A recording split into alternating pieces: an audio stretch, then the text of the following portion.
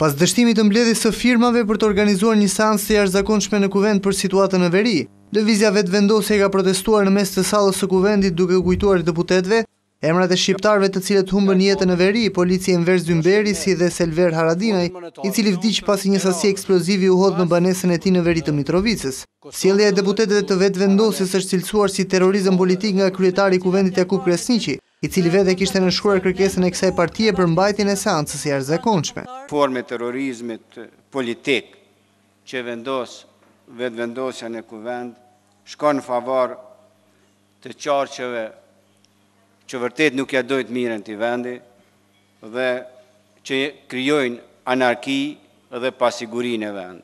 Partitë e tjera nuk e kanë mbështetur kërkesën e vetvendosjes me arsyetimin se nuk mund të mbahet seancë e jashtëzakonshme për veriun në mungesë të kryeministit Hashim Thaçi, i cili po vazhdon takimet në SBA. Ndërkohë lideri i vetvendosjes Albin Kurti në një konferencë për shtyp deklaroi se qeveria e kryeministit Hashim Thaçi duhet të japë dorëheqjen sa më parë.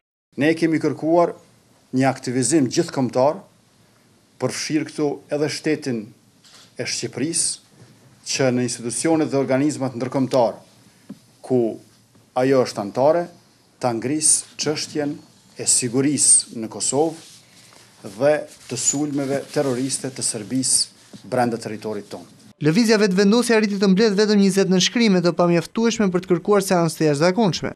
Mes deputetëve që nënshkruan ishte edhe nënkryetari i PDK-s Fatmir Limaj, i cili u rikthye në parlament pas lirimit nga arresti shtëpiak.